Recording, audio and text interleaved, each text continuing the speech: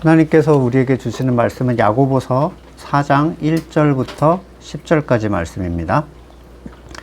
무엇 때문에 여러분 가운데 싸움이나 분쟁이 일어납니까? 여러분의 지체들 안에서 싸우고 있는 육신의 욕심에서 생기는 것이 아닙니까? 여러분은 욕심을 부려도 얻지 못하면 살인을 하고 탐내어도 가지지 못하면 다투고 싸웁니다. 여러분이 얻지 못하는 것은 구하지 않기 때문이요, 구하여도 얻지 못하는 것은 자기가 쾌락을 누리는 데에 쓰려고 잘못 구하기 때문입니다. 간음하는 사람들이여, 세상과 버탐이 하나님과 등지는 일임을 알지 못합니까? 누구든지 세상의 친구가 되려고 하는 사람은 하나님의 원수가 되는 것입니다. 하나님께서는 우리 안에 살게 하신 그 영을 질투하실 정도로 그리워하신다라는 성경의 말씀을 여러분은 헛된 것으로 생각합니까? 그러나 하나님께서는 더 큰 은혜를 주십니다. 그러므로 성경에 이르기를 하나님께서는 교만한 자들을 물리치시고 겸손한 사람들에게 은혜를 주신다 하고 말합니다. 그러므로 하나님께 복종하고 악마를 물리치십시오. 그리하면 악마는 달아날 것입니다. 하나님께로 가까이 가십시오. 그리하면 하나님께서 가까이 오실 것입니다. 죄인들이여, 손을 깨끗이 하십시오. 두 마음을 품은 사람들이여, 마음을 순결하게 하십시오. 여러분은 괴로워하십시오. 슬퍼하십시오. 우십시오. 여러분의 웃음을 슬픔으로 바꾸십시오. 기쁨을 근심으로 바꾸십시오. 주님 앞에서 자신을 낮추십시오. 그리하면 주님께서 여러분을 높여주실 것입니다. 아멘. 복음이 가지고 있는 수많은 가치 중에서 성도에게 굉장히 중요한 가치 중에 한 가지는 성도가 성도를 구별할 수 있게 해준다는 사실입니다. 복음을 모르는 사람들은 거듭났어도 성도를 알아볼 수가 없어요. 단지 예수를 믿는다라는 고백이나 또는 초자연적인 현상에 대한 체험만으로 성도를 구별할 수가 없다는 얘기예요. 주여 주여 하던 자들, 대표적이죠. 네. 그 사람들을 필두로 스스로를 성도라고 주장하는 사람들은 수없이 많이 있어 왔고, 또 성경이 말하는 분과 다른 분을 예수라고 정의하는 사람들도 지금 가득히 차 있죠. 아예 복음 자체가 다른 경우도 굉장히 허다합니다. 성도가 성도를 알아볼 수 없다면 단단한 연합이라는 건 불가능해요. 가능한가요? 적이 다가오는 존재가 하나님께서 생명을 주신 존재인지 아닌지를 알아볼 수 없다면 어떻게 모든 신뢰를 부어야 할 그 형제 사랑이 가능할 수가 있겠어요? 전래동화에 이런 게 있죠. 햇님 달님인가? 거기 보면 이제 남매가 숨어 있는데 호랑이가 엄마야, 그리고 뭐 하는 그 여러 가지 일들이 있잖아요. 뭐 손을 보여달라, 뭐 목소리가 다르다, 계속 걸르려고 하죠. 하나님의 교회에는 다른 존재가 절대로 숨어 들어올 수 없는가? 하나님의 교회는 하나님이 막아주시기 때문에 불가능한가? 전혀 아니에요. 마태복음 13장 38절, 밭은 세상이다. 좋은 씨는 그 나라의 자녀들이요, 가라지는 악한 자의 자녀들이다. 가라지를 뿌린 원수는 악마요, 추수 때는 세상 끝날이요, 추수꾼은 천사들이다. 가라지를 모아다 불태워버리는 것과 같이 세상 끝날에도 그리할 것이다. 인자가 천사들을 보낼 터인데 그들은 죄짓게 하는 모든 일들과 불법을 행하는 모든 사람들을 자기 나라에서 모조리 끌어다가 불아궁에 쳐넣을 것이다. 자, 하나님의 나라, 하나님의 통치가 있는 곳에도 뿌려져요. 섞여 들어와요. 41절 보시면 예수님께서는 사탄에 의해 뿌려진 그 가라지들을 자기 나라에서 모조리 끌어다가 라는 표현을 쓰셨어요. 교회에 다른 존재가 들어올 수 없었다면 서신서에서의 그 많은 경계들 또는 치리, 이런 기록은 그냥 쓸데없는 얘기나 거짓말이 되는 거죠. 항구 영구 따위의 교리로 인해서 사람들은 자기 자신의 교회됨이 아니라 교리, 종교 행위로 자기의 구원을 안심하고 더 이상 이단과 다른 복음을 경계하지 않습니다. 끼케야 경계한다는 게 뭐 신천지 출입금지 뭐 이런 거잖아요. 성경은 그렇게도 경계하는데 그게 쓸데없는 위협이고 잘하라고 하는 격려에 불과하다. 결코 일어나지 않을 일이다. 이렇게 얘기를 하는 사람들이 주류가 되어버렸습니다. 고린도후서 11장 12절, 나는 지금 하고 있는 대로 앞으로도 하겠습니다. 그것은 자기네가 자랑하는 일에서 우리와 똑같은 방식으로 일을 한다는 것, 인정을 받을 기회를 찾고 있는 사람들에게서 기회를 잘라 없애기 위함입니다. 이런 사람들은 거짓 사도, 속이는 일꾼, 그리스도의 사도로 가장한 자들입니다. 그러나 놀랄 것은 없습니다. 사탄도 빛의 천사로 가장합니다. 그렇다면 사탄의 일꾼들이 의의 일꾼으로 가장한다고 해서 조금도 놀랄 것이 없습니다. 그들의 마지막은 그들이 행한 대로 될 것입니다. 보이기에 빛의 천사인 존재, 실체는 사탄일 수도 있다는 얘기예요. 무엇으로 구별하는가? 도대체 하나님의 나라, 하나님의 가장 완전한 피조물인 교회에서 왜 싸움과 분쟁이 일어나는지 야고보는 이해할 수가 없는 거죠. 그래도 야고보는 복음이 없던 우리가 예전에 그랬듯이 일단 교회에 들어왔으니 그들을 성도라는 전제 하에 대하기 시작합니다.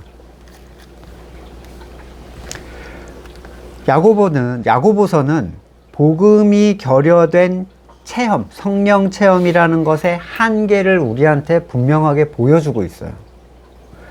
다 함께 오순절에 성령 세례를 받았잖아요. 마가의 다락방에서. 근데 참된 복음의 가치를 알지 못했던 초대교회는 그 순수성의 문제를 계속 겪을 수밖에 없었습니다. 이건 제 해석이 아니라 실제 성경 속의 내용이에요. 바울 전에는 베드로조차도 복음의 참된 의미를 알지 못했어요. 다들 초대교회로 돌아가자, 초대교회로 돌아가자 많이 하죠. 하지만 초대교회의 어떤 부분, 초대교회에 도대체 무엇으로 돌아가자는지 애매합니다. 단지 뭘 주장하냐면 그 뜨거움, 많이 모여가지고 막 커지는 그것만 생각해요. 로마서 10장 2절, 나는 증언합니다. 그들은 하나님을 섬기는데 열성이 있습니다. 그러나 그 열성은 올바른 지식에서 생긴 게 아닙니다. 하나님의 의를 알지 못하고 자기들의 의를 세우려고 힘을 쓰므로 하나님의 의에 복종하지 않게 됐습니다. 복음의 가치로 분별할 수 없던 그 초대교회의 성령 체험은 우선적으로 율법주의자들 그리고 신비주의자들을 걸러낼 방법이 없었어요. 율법으로부터 이 사도들이 벗어나지 못한 거 보셨죠? 그리고 성령 체험이 신비주의적인 거와 굉장히 비슷해요. 성도가 참으로 돌아가야 하는 교회의 본은 오순절 사건의 체험을 한 그 교회보다는 바울의 복음 계시를 누리게 된 교회로 돌아가야 되는 게 맞는 거죠. 그 시점이 되어야 초대교회로 돌아가자라는 의미가 진짜 힘을 가질 수가 있습니다. 이 포인트가 굉장히 중요한데, 예루살렘 교회의 대혼란을 우리는 야고보서를 통해서 보고 있는 거예요. 이상한 사람들이 가득 들어왔는데 계속 형제들아 이러고 있어요. 거듭남의 체험과 복음에 대한 영적 지식, 이 둘은 같이 가야 되는 겁니다. 내가 체험한 가치가 말씀 안에서 해석되어서 분명한 복음의 기둥으로 내 안에 자리 잡을 때 비로소 참된 교회로서의 연합과 힘을 발할 수가 있어요. 이는 또한 반대 상황의 한계도 보여주는데, 예를 들어 거듭난 사람이 이성을 통해 복음을 정립한다는 것은 성령 체험이 없이는 불가능한 일이다 라는 얘기를 합니다. 성령을 통하여 교회됨으로 알게 된 그 복음의 가치만이 참된 의미를 알게 해주는데, 자, 성령 체험이라는 거, 그거는 그가 비로소 교제하는 존재가 됐다는 얘기예요. 성령에 대한 많은 오해 중에 자꾸 불성령 그러잖아요. 불성령. 오순절 성령 사건에만 나타났던 일회적인 특징이에요. 이 말은 모두가 한 자리에서 머리에 불같은 모양이 딱 나타나고 그런 상태 있잖아요. 모두가 동시에 하나님의 구원을 찬양하고 각 나라의 언어로 그 찬양이 들리는 그런 일들. 용어 그대로 이해한 사람들은 이 불성령이라고 하면 뭔가 뜨거워지는 걸 생각하죠. 뜨거움. 느낌을 추구해요. 근데 오순절 사건 당시 누구도 뜨거워하지 않았습니다. 뜨거움에 막 대굴대굴 구르고 그런 사람이 아무도 없었어요. 예수님께서는 성령으로 난 사람은 바람의 출처를 알 수 없듯이 그렇게 난다, 이렇게 얘기하셨죠. 자, 오순절 성령 사건의 마가 다락방에 모인 사람들은 그때 거듭난 것인가, 아니면 그때 성령을 받은 것인가?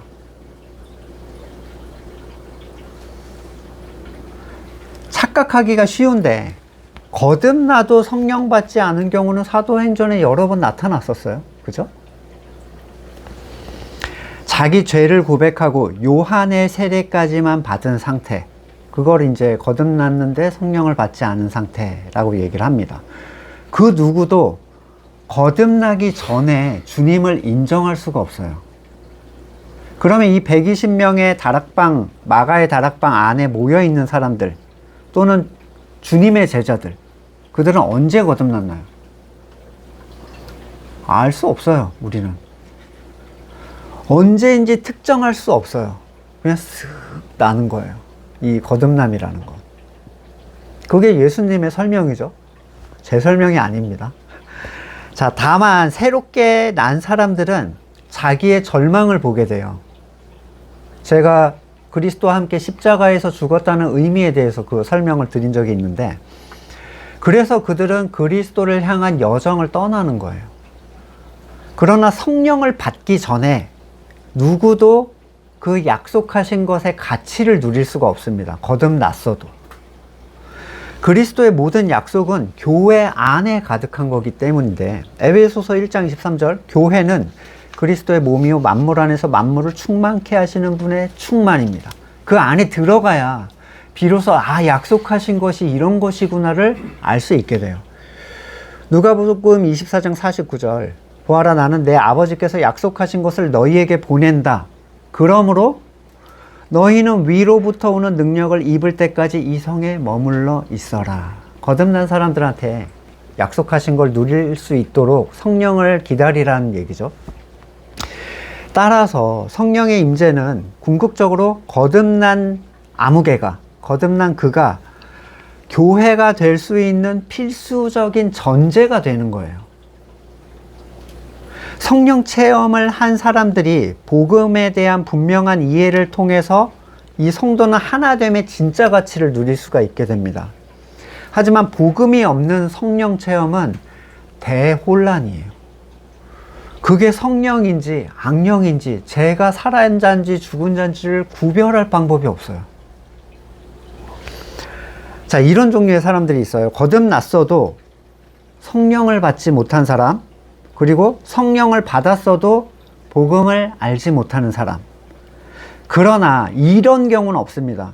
복음을 알아도 거듭나지 않았거나 복음을 알아도 성령 받지 못한 사람은 존재할 수가 없어요. 여러 개를 드러나서 헷갈리시는데 나중에 다시 한번 들어보세요. 무슨 말이냐면, 이 복음을 알아도 거듭나지 않거나 성령을 받지 못한 사람, 그가 아는 복음은 제대로 안 복음이 될 수가 없어요. 성령을 받지 않고서는.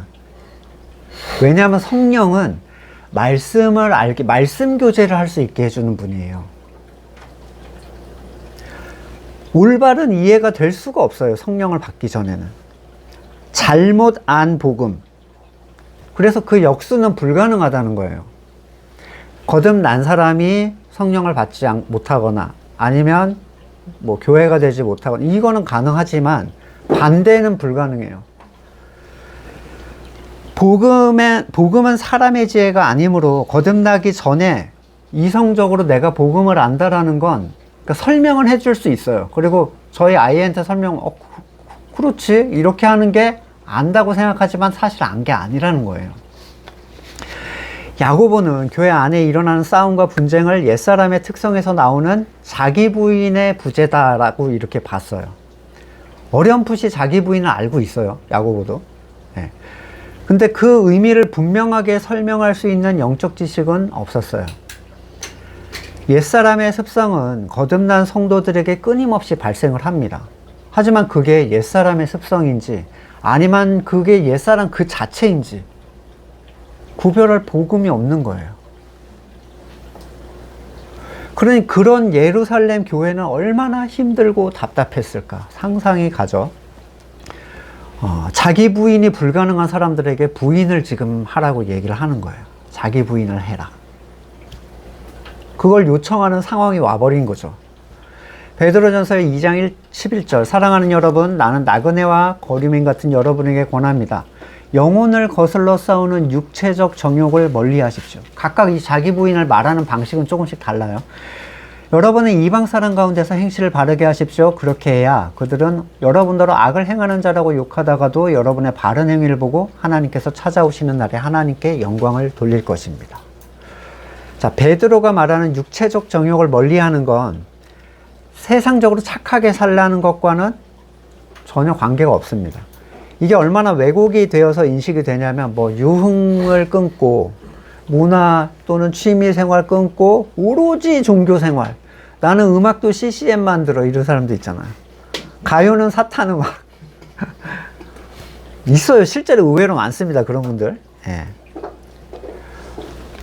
오직 종교 생활, 성실하고 착한 삶으로 이해하는 경우가 너무 많은데 세상에 속한 사람들은 성도들의 바른 행실을 좋아하지 않아요. 그걸 욕합니다. 왜냐하면 성도의 바른 행위는 자기 부인의 삶이기 때문이에요. 남이 좋아하는 걸 내가 따를 거라면 나는 어디로 갔는가? 생명을 받은 존재가 아니니까 당연히 그들은 그 존재의 의미를 알 수가 없죠. 그러니까 날 부인해야 된다는데 그럼 부인한 난 누구냐? 대혼란이에요. 그러나 그들은 자기들이 욕했던 성도의 자기 부인하는 행실을 보고 언제 영광을 돌리냐면 하나님께서 찾아오시는 날. 그가 욕했던 또는 미워했던 성도의 행동이 창조주를 인정하고 영광 돌리는 행동이라는 걸 인정하게 돼요. 그것이 하나님을 영광되게 하는 행동임을 마지막 날에야 깨닫게 된다는 거예요. 맙소사 진실이 이런 거였다니 라는, 내가 욕하고 그렇게 싫어했던 사람의 모습이 하나님께 영광을 돌리는 것이었다니 하고 충격을 받는 시간이 온다는 거죠. 하나님께서 찾아오시는 날에. 2절부터 언급되는 이 성도라는 사람들의 태도는 이해가 안 가는 태도예요. 그렇다고 해서 아무리 당시 예루살렘 교회 성도들이 아무리 막장이어도 설마 욕심을 낸다고 사람을 죽이고 했을 것 같진 않죠. 이거는 율법으로도 금지되어 있어요. 사형에 해당되는 죄입니다. 사람을 죽인다는 건. 또 이스라엘을 지배했던 로마법상으로도 절대로 덮고 넘어갈 수 있는 문제가 아니었어요. 아마 성도가 서로를 미워했던 일에 대하여 이렇게 푸른 것이라고 생각이 되는데, 그러니까 산상수훈에서 예수님이 미워하는 거에 살인하는 거다 이렇게 얘기하셨죠. 그들은 탐내도 가지지 못하면 싸우고 다퉜습니다. 야고보는 여기에서 얻지 못한 이유에 대해서 구하지 않았기 때문이다 이유 말하면서, 구해도 얻지 못하는 경우는 쾌락을 위해 잘못 구했기 때문이다 이 결론으로 얘기를 해요. 맞는 말인데 이 정도 설명으로는 오해가 엄청나게 큰 얘기가 돼버립니다. 피상적인 해석이에요. 예를 들어 이런 경우에 뭐라고 도대체 말을 할 것인가. 우리 이 본문 되게 이용 많이 했었잖아요 옛날에. 자, 내가 로또 1등 당첨을 구했어요. 근데 안 됐어. 그러면 저는 이 본문을 놓고 이렇게 생각하겠죠. 내가 나의 탐욕을 구했구나. 하나님이 들어주실 리가 없지. 고쳐먹게 됩니다. 뭐 4등 정도나. 아니면 알았습니다. 제가 피땀 흘려 돈을 모으겠습니다. 그 돈으로 대신 그 돈으로 교회를 어떻게 하겠습니다 내가. 근데 막 갑자기 사업이 잘 되네. 그럼 뭐라고 생각하겠어요? 내가 바르게 구해서 얻은 거구나. 너무 야고보의 해석과 딱딱 맞아 떨어져요. 그러니까 이 복음적 가치의 해석이 들어있지 않은 야고보서는 건물교회가 사용하기 좋은 게 너무 많아요. 이런 잘못된 타락한 예에서 이 본문은 도대체 뭘 얘기해 줄 수 있나요? 이 본문만 가지고. 내가 욕심을 줄이면 구한 걸 얻게 되고 욕심이 과하면 얻을 수 없다라는 결론. 이게 정말 복음에 타당한 해석인가? 이 본문을 놓고 보면 내가 구하지 않은 것이 내가 가지지 못한 원인이에요. 이것으로 사람들은 기도를 하기 시작합니다. 구해야 된다. 열심으로 2시간이고 3시간이고 함께 모여가지고 너의 기도 제목은 뭐야? 우리 그걸로 같이 다음은 너 합심기도 하죠. 그래서 열심히 구해서 들어진 건 하나님의 뜻에 합당하기 때문이다. 안 들어진 건 욕심이 과했거나 열심히 구하지 않았기 때문이다. 피해갈 구멍이 없어요. 이 본문만 가지고는. 지극히 번영주의적인 소망을 가져도 내가 원하는 나의 선을 구해도 심지어 내 의를 더 견고하게 하는 간구를 해도 예를 들어 우리 이번에 성경학교에 2배 인원이 모이게 해주십시오. 이런 거 있잖아요. 이번 부활절 예배가 준비하는 부활절 이 행사가 은혜와 감동 속에서 마무리되게 하소서 뭐 이런 거. 이번 건축에 하나님께서 은혜를 끼쳐주셔서 등등등등 순탄하게 뭐 어쩌고저쩌고. 이런 간구를 드려도 전혀 문제가 없습니다. 그리고 실제로 준비하던 뭐 수련회가 사고 없이 사람들의 좋은 평을 받으면서 심지어 어떤 아이들이 막 눈물을 흘리면서 기도했어요. 그러면 사람들이 이제 기도의 응답으로 생각을 하는 거죠. 전혀 의심 없이. 얼마나 많은 건물교회가 이런 기도로 세워졌습니까? 그게 하나님의 응답인가요? 전혀입니다. 왜냐하면 구하는 간구 자체가 이미 자기 선과 자기 의로 가득 차 있어요. 거기에는 어떤 자기 부인도 자기 십자가도 없어요. 참으로 거듭난 사람들의 영적인 연합도 없어요. 마치 로또를 구했는데 당첨되면 하나님의 응답. 이런 것처럼 외적인 특징으로 영적인 걸 구별하려고 하는 거예요. 소위 기도의 응답이라는 것을 우리는 내 소원을 들어주셨는가, 내가 기도한 것을 들어주셨는가, 안 들어주셨는가로 판단을 합니다. 그래서 뭐 좀 더 고민을 해본 사람들은 응답은 yes, no, 뭐 wait, 뭐 not your business다. 이렇게 설명해 주시는 교수님도 있었어요. 신학교에. 그건 네 일이 아니다. 궤변이에요. 이러한 간구에는 모든 성도가 연합할 수 있는 소망의 중심이라는 게 없습니다. 각계예요, 다. 하나님은 부르짖어 간구할 때 응답하시겠다 하셨어요. 그런데 이 부르짖음은 개인의 선을 추구하기 위한 간구가 아니라 구원에 대한 절망적 간구예요.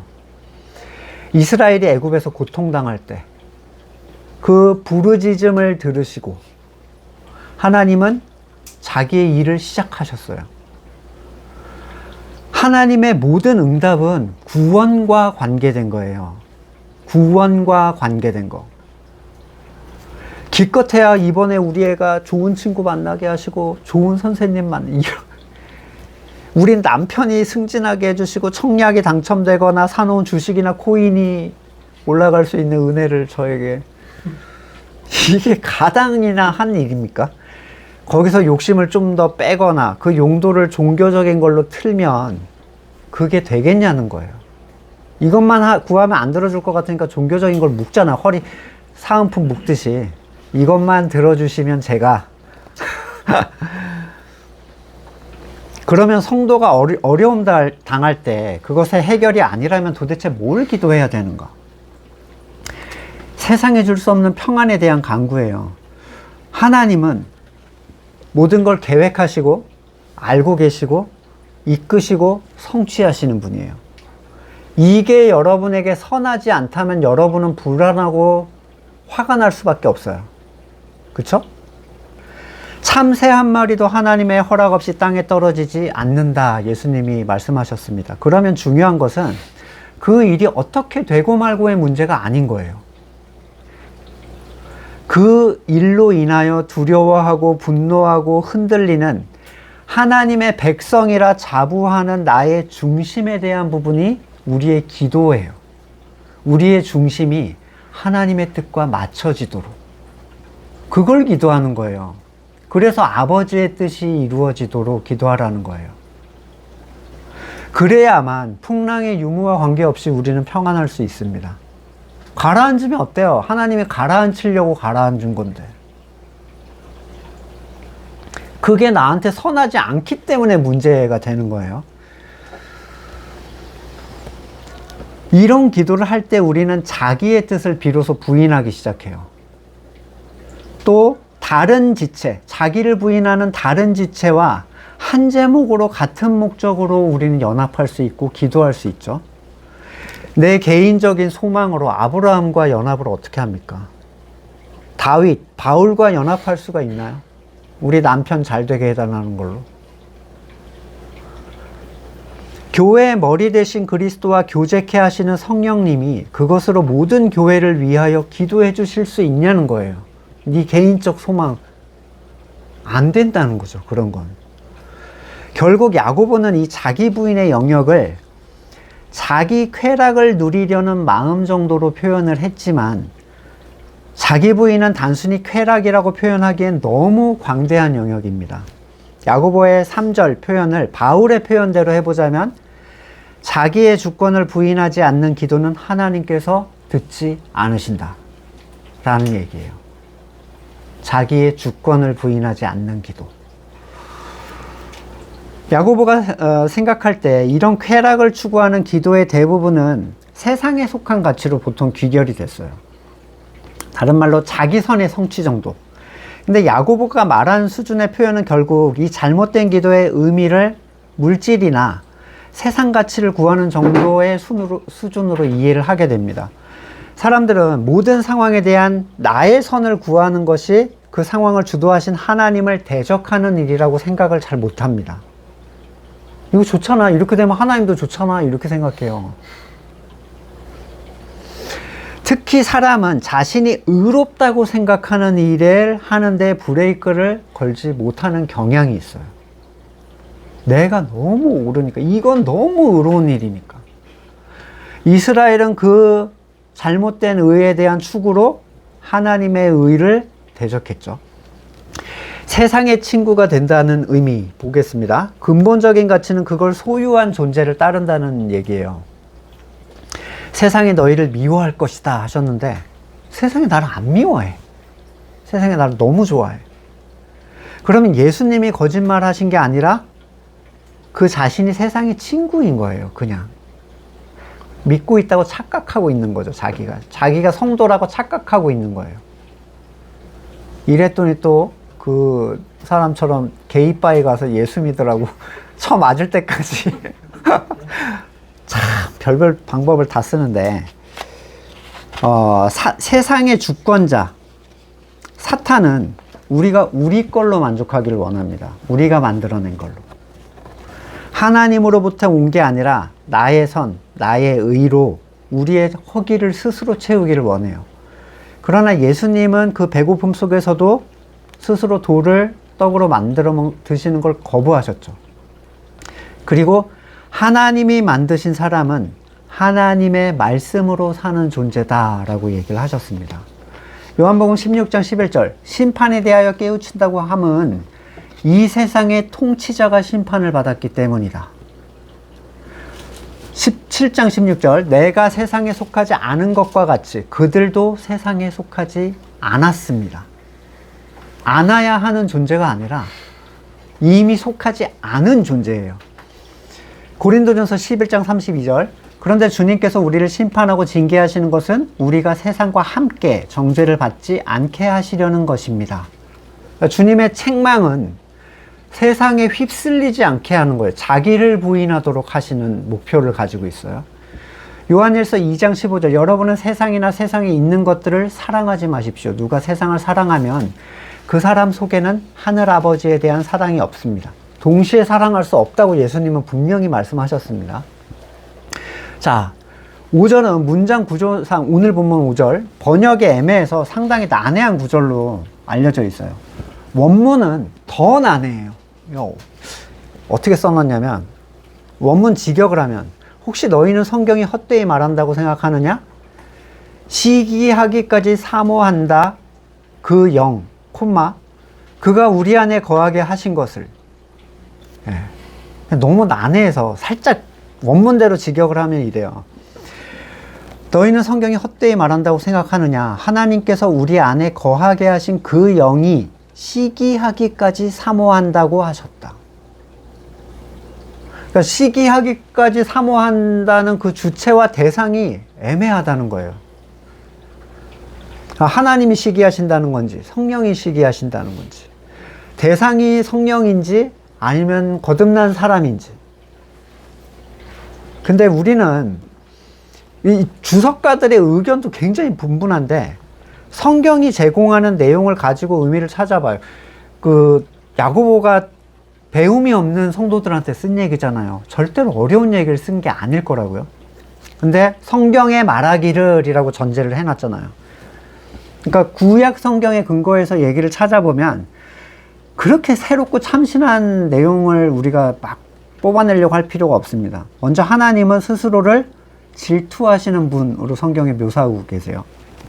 출애굽기 34장 14절, 너희는 다른 신에게 절해서는 안 된다. 나 주는 질투하는 이름을 가진 질투하는 하나님이기 때문이다. 그리고 이 본문에서 하나님이 질투하시는 대상은 하나님의 백성이에요. 택하신 백성들을 신부라고 표현을 하잖아요. 그리고 신부들이 자꾸 문제를 일으키면 간음이라고 표현을 하시고, 마치 그 고대근동의 부부 사이의 관계처럼 완전한 신뢰와 연합의 상태로 이 성도들을 대하고 계세요. 본문 5절에 우리 안에 거하게 하신 영은, 이게 푸뉴마를 사용하는데, 푸뉴마는 성령을 말할 때도 푸뉴마고요. 하나님께서 우리에게 주신 생명을 얘기할 때도 푸뉴마예요. 그래서 하나님이 성령을 질투하신다는 건지 막 헷갈려 했는데, 하나님이 성령을 질투하실 리가 없죠. 삼위일체 하나님이 서로를 질투하는 건 이미 궤변이에요. 스스로를 부정하는 일이 돼버려요. 성부 하나님, 성령 하나님이 성도 쟁탈전을 벌일 이유가 없잖아요. 성도를 놓고 서로 막 질투하고 이럴 리가 없죠. 그럼 여기에서 사모하시는 영은 거듭나게 하신 하나님의 생명을 얘기하는 거예요. 이런 측면에서 해석을 다시 해보면 이렇습니다. 너희는 성경이 헛되이 말한다고 생각하는가? 하나님께서 우리 안에 주신 그 생명에 대하여 질투하실 정도로 하나님은 우리를 사랑하신다는 거예요. 사랑하지 않으면 질투하지 않죠. 아가서 8장 6절, 도장에 새기듯 임의 마음을 나에게 새기세요.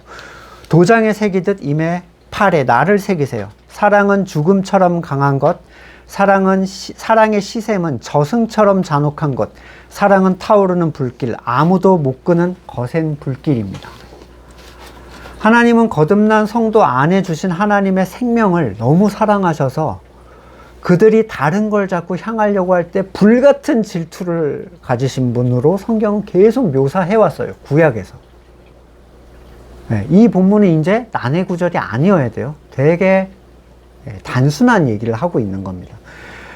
성도는 세상과 친구가 되려 해서는 안 되지만 그것이 그들에게 세상적 빈곤과 결핍으로 다가오지 않아요.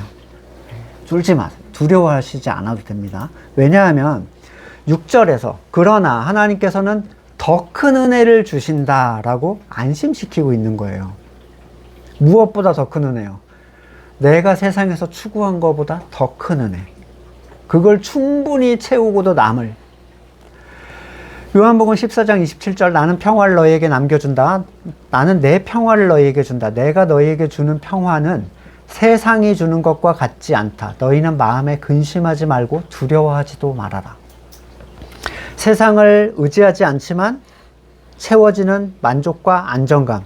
이게 하나님으로부터 채워지는, 그러니까 세상은 절대로 이해할 수 없는, 체험해 볼 수 없는 약속이에요. 만약에 믿지 않는 사람들이 여러분을 보고 쟤는 왜 이렇게 태평하지? 라고 하는데 뭐가 막 잘 돼서 태평한 게 아닌 거예요. 이해할 수 없고 설명해 줄 수도 없어요. 요한복음 16장 33절, 내가 이것을 너희에게 말한 것은 너희가 내 안에서 평화를 얻게 하려는 것이다. 너희는 세상에서 환난을 당할 것이다. 그러나 용기를 내라. 내가 세상을 이겼다. 이 환경을 뛰어넘는 평안이라는 것은 단순히 마음의 안정감 같은 걸 얘기하는 게 아닙니다.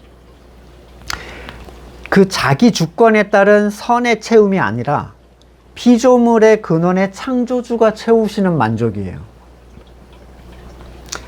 거기서 오는 안전함과 기쁨, 완전하신 분의 손 아래에 있음으로 누릴 수 있는 보이는 걸 뛰어넘는 가치, 세상의 것을 뛰어넘는 가치이기 때문에 너희는 그의 나라와 의만 구하면 나머지는 내가 알아서 할게. 여기에서 만족을 누리게 되는 거예요.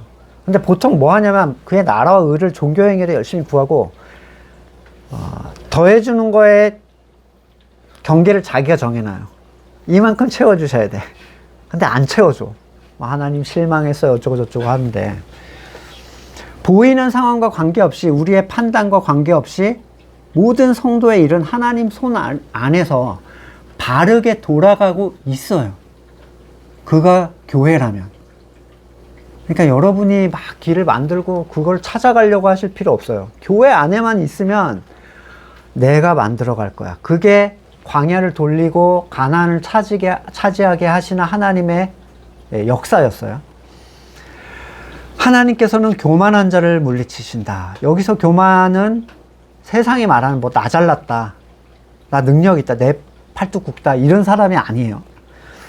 하나님의 주권을 가져간 왕권을 휘두르는 자들을 얘기를 해요. 이 교만한 자들은 한마디로 육으로 태어난 주권자가 된, 선악의 주권자가 된 모든 존재인데, 그렇다면 겸손한 자는 하나님이 자기 영을 주셔서 이 거듭나야만 가능한 거예요. 자기의 피조물됨을 인정하고 자기를 부인하고 창조주의 손길에 모든 걸 의탁하는 사람. 피조물이 이건 이렇게 해주시고요, 저건 저렇게 해주세요라고 할 수가 없죠. 뭘 알아요. 그렇게 할 거 아닙니까? 그런 주장을 하면서 나는 성도다, 이거는 절대로 겸손한 사람이 아니에요. 그분이 성도들에게 넣어주신 생명은 창조주에게 그걸 요구할 수 없는 생명이에요. 왜냐하면 창조주가 너무 오르시니까, 너무 잘하시니까. 또 그걸 요구하는 사람들은 진짜 성도들과 하나가 될 수가 없습니다. 요구하는 바가 다른 존재에 대한 냄새가 딱 느껴져요. 왜 저런 얘기를 하지? 그래서 성도는 반드시 자기가 부인되어야 하나로 같이 설 수가 있어요. 단단하게. 자기의 피조물됨을 인정하고 창조주의 주권을 바라보는 존재들에게 주시는 것이 바로 그리스도를 통한 은혜인데, 따라서 7절에서 말하는 하나님께 복종한다는 의미는 명령 수행을 하는 게 아닙니다. 자꾸 교회 일에 복종하려고 하는 케이스들이 많은데 그 얘기를 절대 하는 게 아니에요. 하나님께 복종하는 것은 자기를 부인하는 거예요. 그리고 자기 십자가를 지는 거. 말씀에 근거하여 자기를 부인하고 자기 십자가를 지는 거. 이게 하나님께 복종하는 겁니다. 그리고 자기를 부인하는 사람은 사탄이 대적할 수가 없어요. 왜냐면 사탄하고 싸워서가 아니에요. 머리가 그리스도시니까 대적할 수 없다는 거예요. 여러분, 사탄을 의식하면서 싸우려고 할 필요가 전혀 없어요. 그건 우리에게 속한 싸움이 아닙니다. 우리는 잘 붙어 있기만 하면 돼요. 자꾸 사탄하고 내가 불편한 특정 영역을 놓고 싸우려고 해봤자 절대로 이길 수 없어요. 그런 식으로는. 그 싸움은 이미 머리가 끝내놓으신 싸움입니다. 사탄이 다가오는 존재는 자기를 부인하지 않는 존재들이에요. 머리와 멀어지는 존재들. 자기를 부인하는 존재는 보기만 해도 머리 대신 그리스도와 눈이 마주치는 순간 걔는 튀는 거예요. 그냥. 예수님 얼마나 무서워하는지 아시죠? 복음서에서 보면. 어찌하여 벌써 우리에게 오셨습니까? 근처에도 못 와요. 그러면 우리가 사탄을 대적하는 방식은 그리스도 안에 붙어 있는 것밖에 없어요. 또한 하나님께로 가까이 하는 것은 말씀 안으로 들어오는 걸 의미하는데, 혼자서 말씀을 가까이 하는 건 바르게 가까이 했는지 아닌지를 알 수 없죠. 우리가 이전에 그렇게 성경 읽고 설교 들고 해도 다른 데로 가는데 잘못한 걸 전혀 인지하지 못했잖아요. 모든 거듭난 성도와 한 말씀을 함께 먹고 그걸 꺼내서 나누어 먹는 거. 온전한 교회로 연합하는 것이 하나님께 가까이 하는 일이에요. 교회로 연합한 자. 이게 자기를 부인하는 사람들의 모임이고, 하나님의 진 안에 들어온 자에게 하나님께서 가까이 오시는 건 너무 당연한 일이에요. 하나님은 교회로 들어오시는 분이요. 두세 사람이 있는 그 자리로 하나님은 임재하시는 분. 죄인들에게 손을 깨끗이 하라고 얘기하고 있죠. 이 말도 역시 완전한 행위를 하라는 말로는 이해할 수 없어요. 우리는 우리 죄의 근원이 되는 생각을 통제할 수 없는 존재들이잖아요. 따라서 끊임없이 자기의 행위를 부정하고 입혀주시는 의를 받아들이는 것 외에는 우리의 더러워진 손을 깨끗하게 할 방법이 없습니다. 행위를 통제 못한다는 얘기를 지금 말씀드리는 거예요. 내가 이거 안 해야지 를 내가 성공하게 되면 내가 해낸 게 됩니다. 그럼 막 살라는 얘기냐? 전혀 막 살 수 없어요. 거듭난 사람은. 그러니까 거듭나지 않은 분에게 이걸 설명할 방법이 없어요. 제가 해보려고 했는데 절대로 못 알아듣더라고요. 막 살든지 통제하든지 그분들은 그거 두 개밖에 안 돼요. 예수님께서는 서로의 발을 닦아주라고 하셨죠. 예. 우리는 말씀 교제를 통해서 서로를 닦을 수 있어요. 그리스도를 향하게 할 수 있습니다. 두 마음을 품은 사람들 당연히 선악의 주권을 가져가서 머리 대신 그리스도와 함께 자기 생각을 동시에 가져가려는 사람들이에요. 선악의 주권은 끊임없이 부정되어야 됩니다. 통칭으로 얘기하면 자기를 부인하라는 얘기예요. 예, 야고보가 한 얘기는 자기를 부인하라. 근데 이게 설명할 방법이 없으니까 다양한 방식으로 했는데 아무리 다양한 방식으로 해도 이해하기가 어려운 거예요. 다른 데로 가기가 쉽게 얘기를 해놨죠. 갑자기 괴로워하라는 얘기를 합니다. 또 야고보 형님이 생각은 많으신데 이게 이제 설명할 방법이 없는 거예요. 그래서 충돌이 되는 거죠. 바울은 항상 기뻐하라고 했어요. 보란 듯이. 바울 서신이 뒤에 쓰여졌잖아요. 보란 듯이 항상 기뻐해라. 그러니까 이걸 딱 받고 어떻게 소화를 하지? 막막할 수 있죠. 바울 서신이, 그러니까 계시가 되기 전에 나온 서신이란 전제 하에 생각해야 되는데, 우리는 바울 서신을 전제로 야고보가 무슨 얘기를 하는지 이해할 수 있습니다. 하지만 바울에게 복음의 계시가 있기 전에 이 서신만 딱 받은 사람들의 입장에서 이거를 이해하기가 정말 어려웠을 거예요. 성도에게 넘치는 기쁨, 감동, 슬퍼하래 갑자기. 뭔가 분위기를 억제하고, 예, 고난 모드로 들어가야 되는 거죠. 어떻게 이 둘이 구별이 되는가? 자, 전도서 7장 2절에는 초상집에 가는 게 잔치집보다 낫다. 살아있는 사람은 누구나 죽는다는 걸 명심해라. 슬픔이 웃음보다 나은 것은 얼굴을 어둡게 하는 근심이 마음에 유익하기 때문이다. 지혜로운 사람의 마음은 초상집에 가 있고 어리석은 사람의 마음은 잔치집에 가 있다. 예, 영적인 근심에 대한 유익을 얘기하는 거죠. 이 슬픔은 우리가 스스로 해소할 수 없는 옛사람의 습성에 관한 슬픔이에요. 끊임없이 나를 원자리로 되돌려 놓으려고 하고 끊임없이 본래 모습으로 되돌려 놓으려고 하는, 그래서 바울조차도 오라 나는 곤고한 사람이로다 한탄하게 했던 그 옛 생명의 습성에 관한 슬픔. 마태복음 5장 4절 슬퍼하는 사람은 복이 있다. 하나님이 그들을 위로하실 것이다. 그러나 야고보는 그 슬픔의 이유나 슬픔의 결과물을 얘기를 안 해줍니다. 슬픔이 목적이 돼버렸죠. 그러니 이 본문은 복음을 알지 못하던 사람들의 삶을 굉장히 어둡고 우울하게 만들 수 있었을 거예요. 설명이 없는 야고보 서신은 오해의 소지가 많습니다.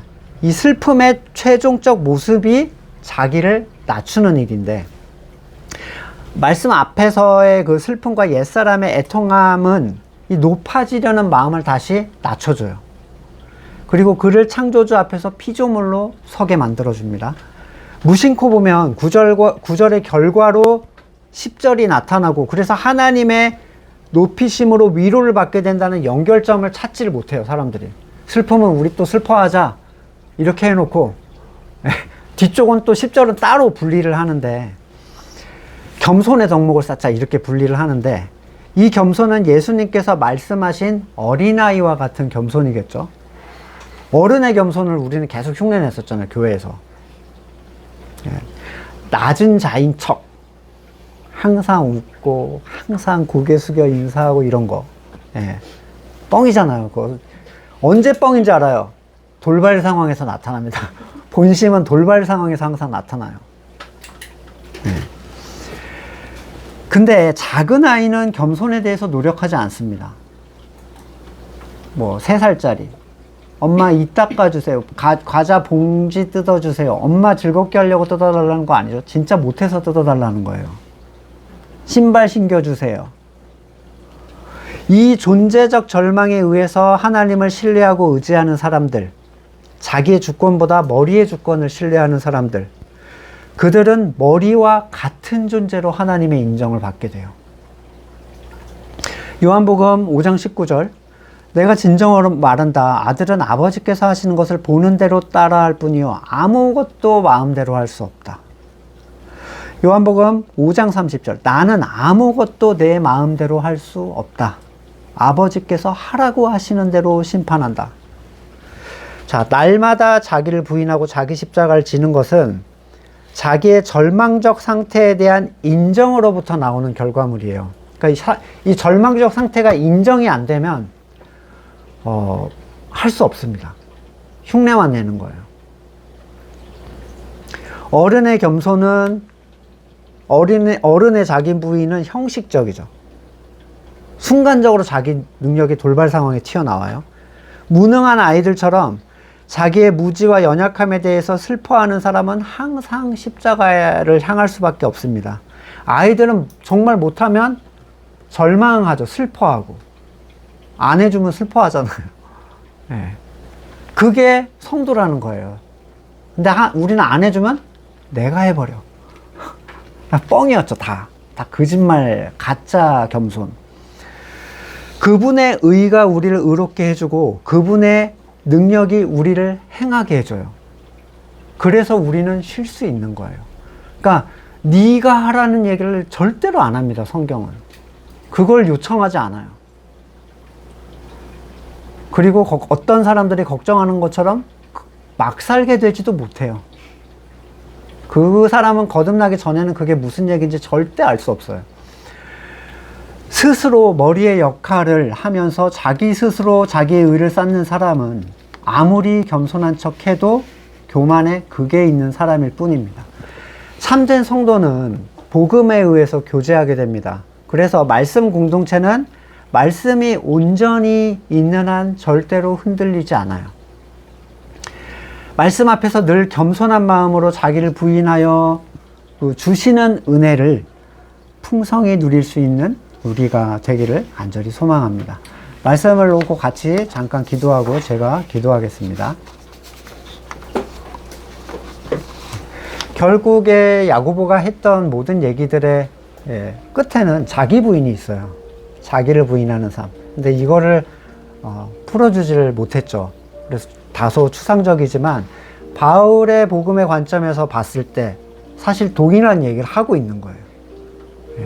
그러니까 복음의 가치, 이 비밀이 얼마나 귀하고 큰 건지를 우리는 다시 한번 알 수 있겠죠. 잠깐 기도하시겠습니다. 내가 이것을 너희에게 말하는 것은 너희가 내 안에서 평화를 얻게 하려는 것이다. 너희는 세상에서 환난을 당할 것이다. 그러나 용기를 내라. 내가 세상을 이겼다. 우리는 세상 가운데서 많은 두려움과 근심과 또 분노를 가지고 살아갑니다. 그러나 세상의 모든 되어지는 일들이 하나님의 계획 아래서 하나님께서 모든 것을 하나님의 뜻대로 이루신다는 사실, 그리고 그 일이 우리 택한 자들에게 가장 귀한 선임을 깨달아 알게 해주십시오. 그리하여 세상이 줄 수 없는 평안으로 우리를 가득 채워주시고 세상을 이긴 그리스도의 지체로서 이 세상을 살아가도록 은혜를 베풀어 주시옵소서. 지금은 우리 구주 예수 그리스도의 은혜와 하나님의 사랑과 성령의 교제케 하심이 예수 그리스도의 지체가 되어서 세상을 이긴 자로 살아가기를 소망하는 우리 성도들과 그의 삶의 자리 가운데 지금으로부터 영원까지 함께 하시기를 간절히 축원드립니다. 아멘.